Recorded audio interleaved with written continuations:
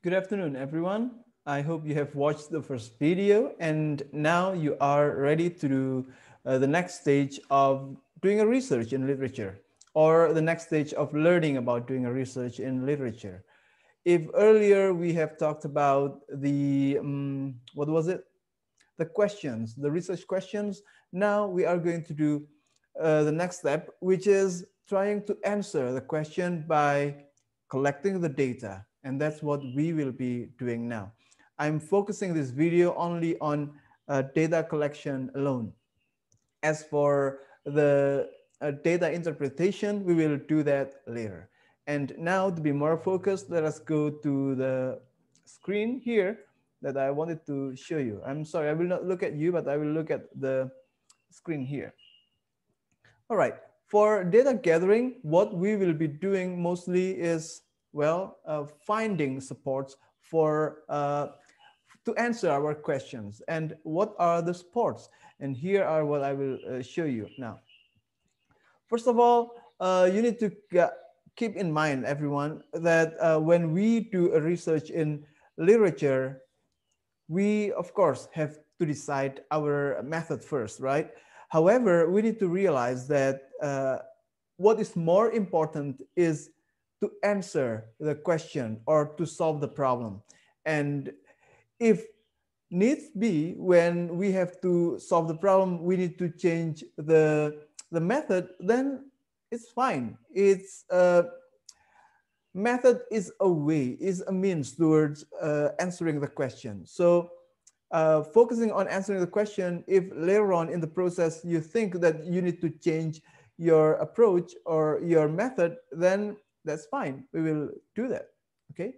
So that's one thing to keep in mind. I know that in the previous video, I told you that you can decide the method, and sometimes you can also see the potential approach you will use.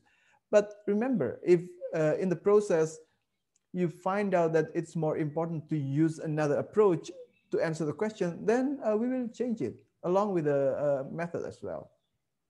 So that's the first one.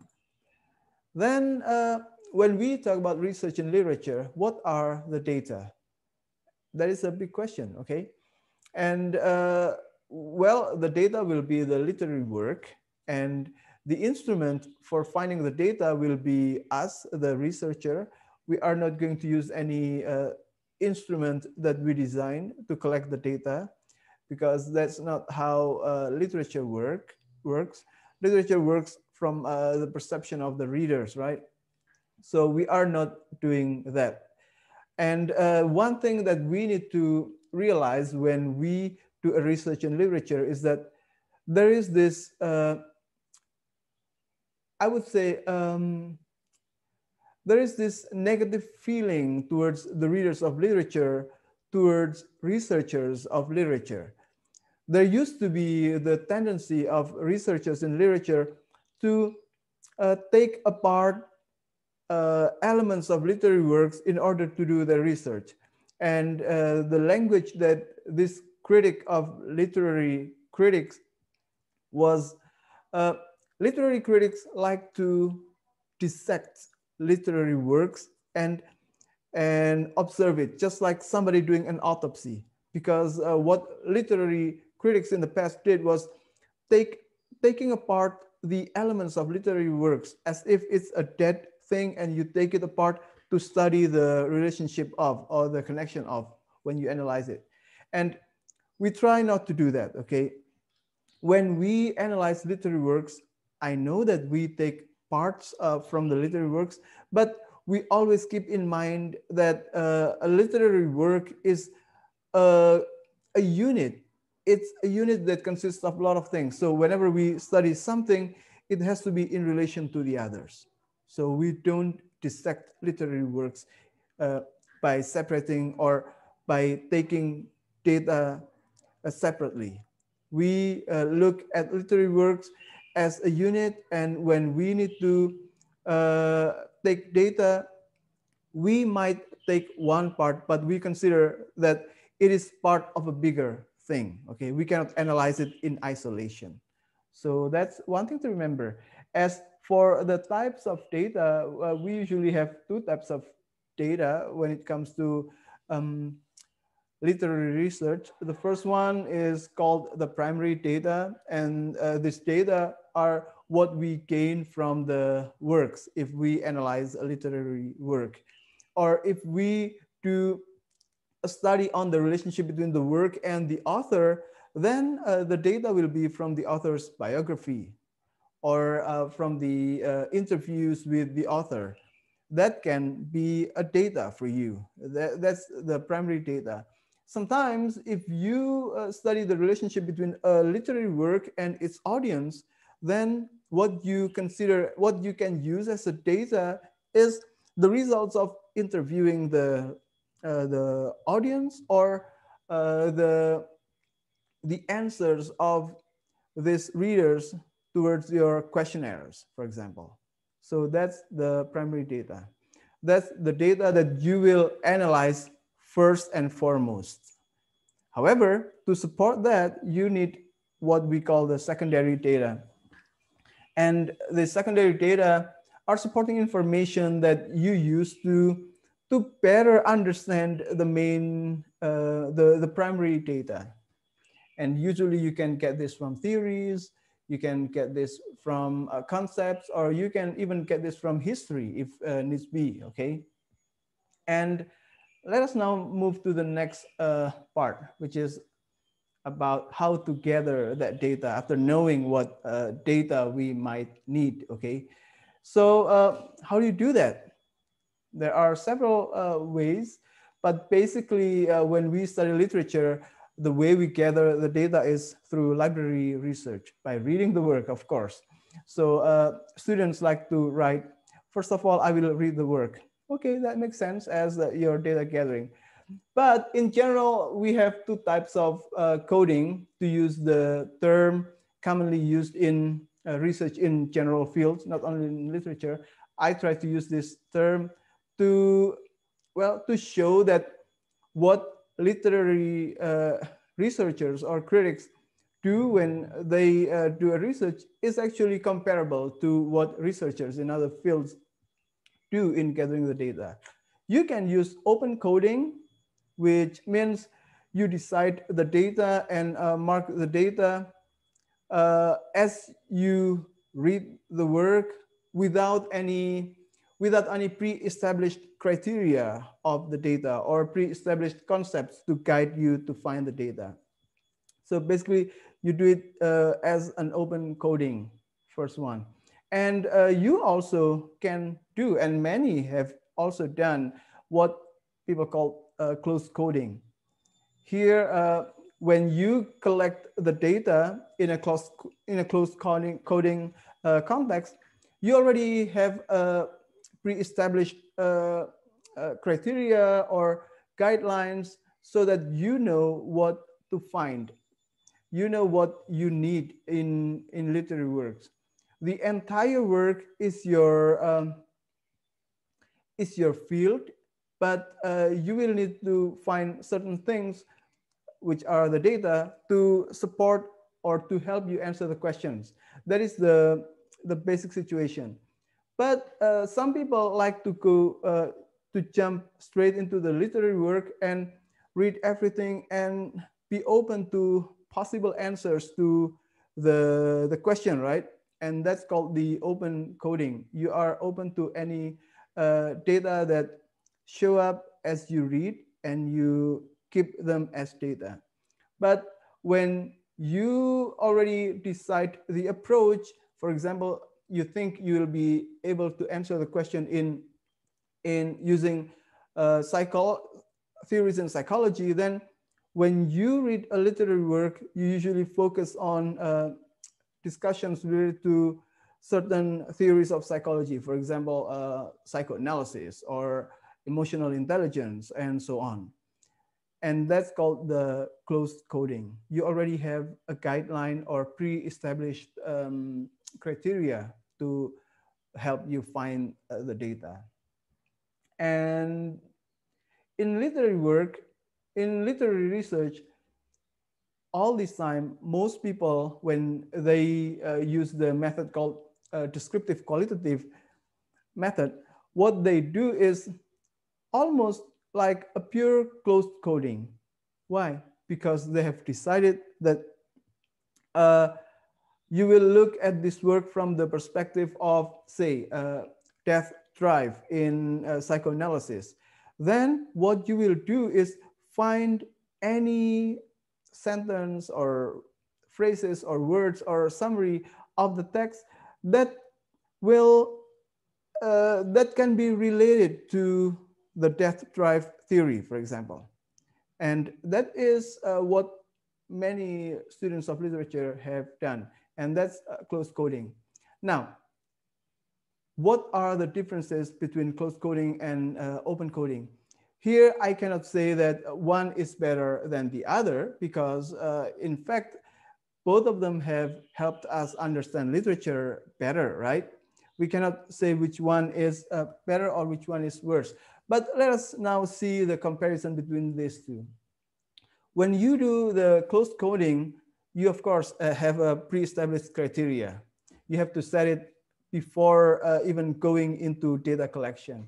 But when you do open coding, you have general knowledge about the area, about what you are looking for, but you are open to any possibility. You are open to what shows up. If you think that this question seems to be, well, we can answer this question from psychological perspective, for example. And then you read the work, but you realize that the answer might not be psychological. It might be social. It might be the social condition of the society in the novel that causes a character to do such and such. So you are open to that possibility. You are not close to the psychological answer to the question only, okay? And that's what we do in open coding. So in closed coding, you have pre-established criteria. In open coding, you are open to any possibility that shows up. And open coding will allow you to be more focused in what you want to find. If your pre-established criteria is in the field of psychology, then your data will be more focused on psychology. That's the nature of closed coding. As for in open coding, your data will not be focused on that field, will not be very deep in one particular field, but it will be richer and more nuanced. There will be more that you can include as the answer to your question. And one thing that is also that we need to realize is that usually closed coding is good if you want to confirm a theory. For example, if your question is to, if you ask whether what a character does here is related to certain theories in feminism, then it's okay because you only want to confirm whether it is related to some feminist view or not. But in open coding, it is more appropriate for open-ended question.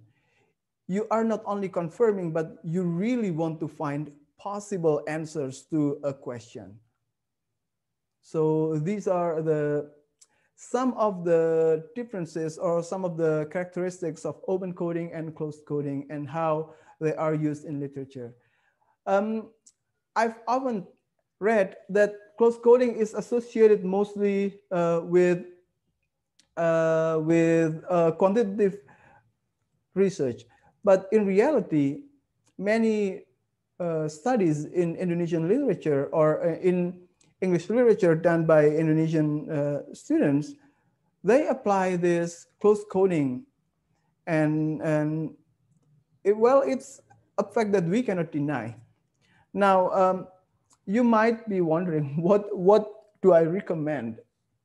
I personally would recommend, open coding because first of all, it potentially opens areas that have not been explored, which is good. It widens your horizon, widens your understanding of the work.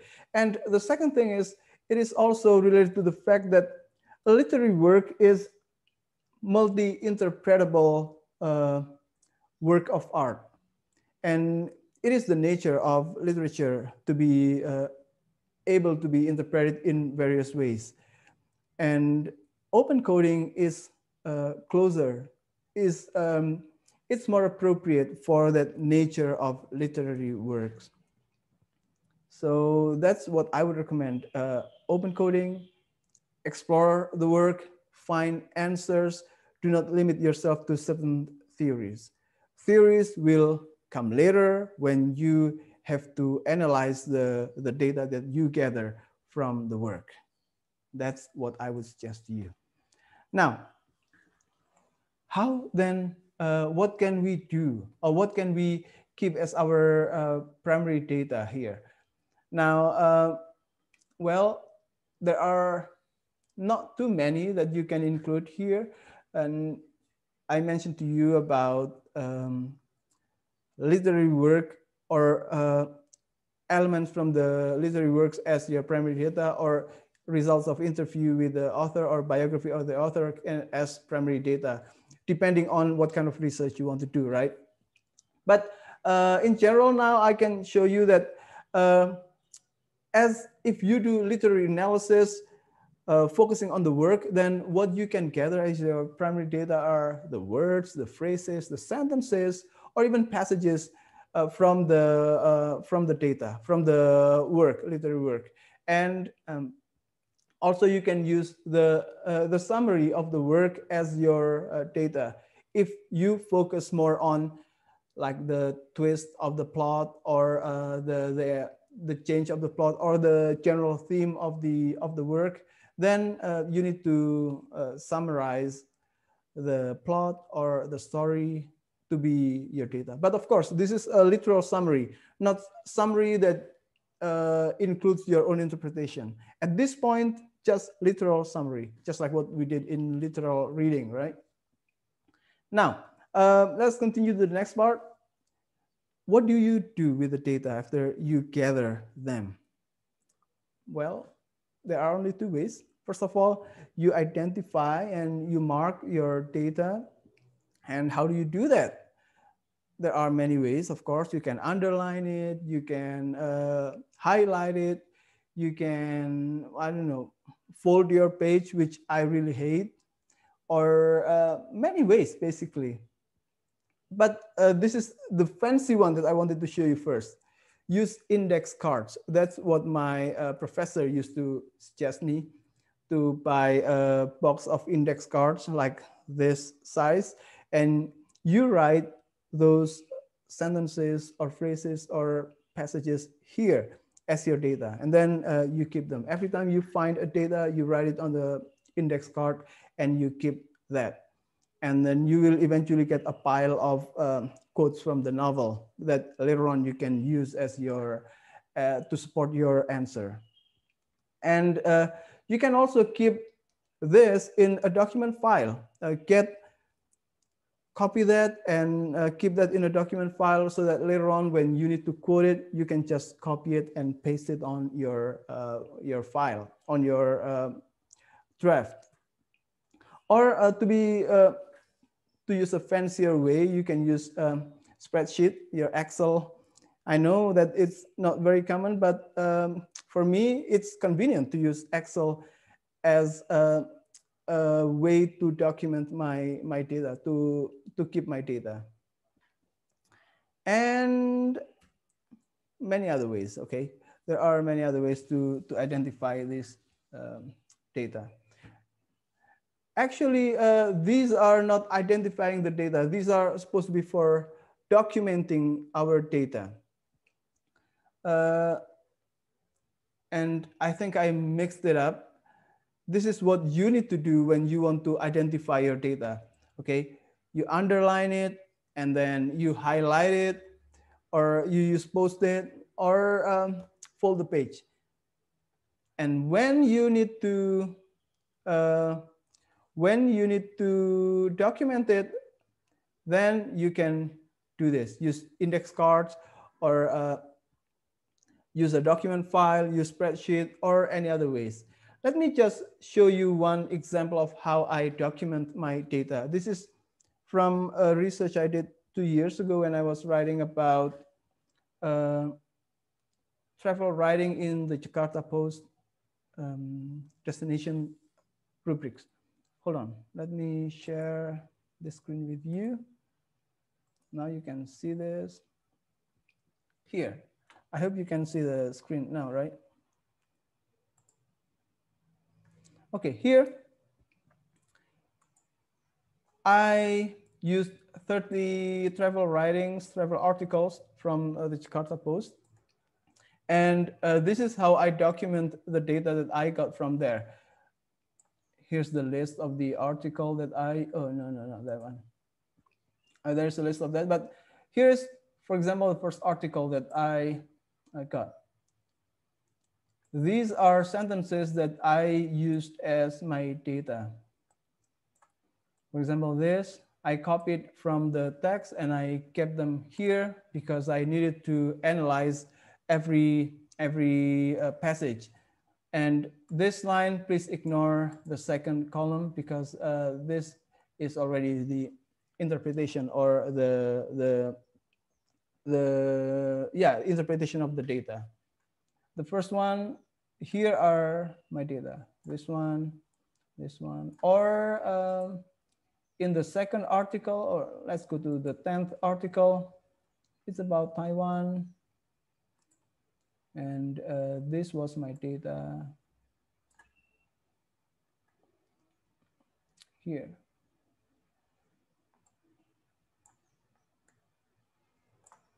Yeah, basically, this is how I documented my data. After I identified it in the article, then I copied it and pasted it here in this file so that I could later on analyze it.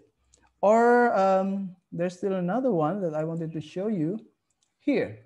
This is from my research on Adit Sopajarwo, and I analyzed the motive of the story, how the resolution of the stories happens, and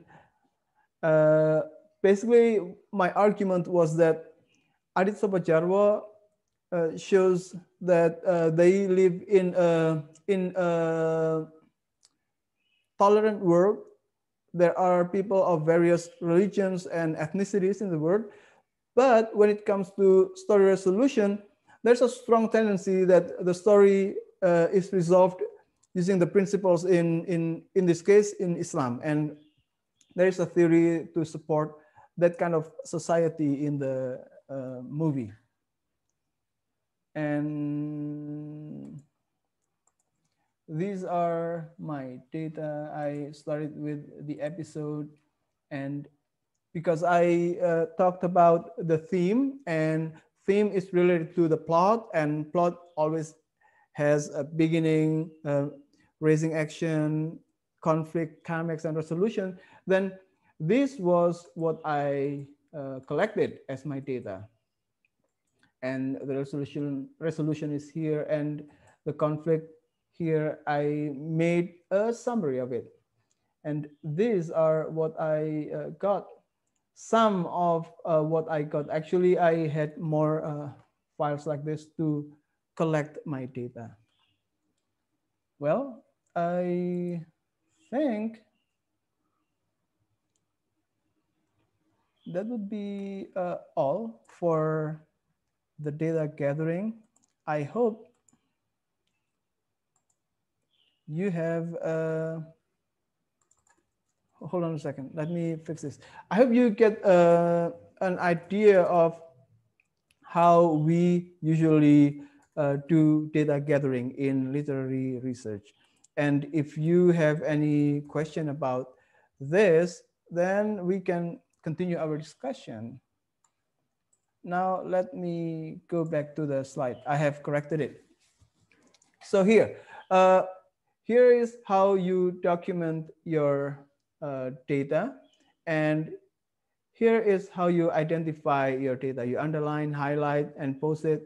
You suppose it as a way to identify the data, and then you document it by using index cards, a document file, or a spreadsheet, and so on.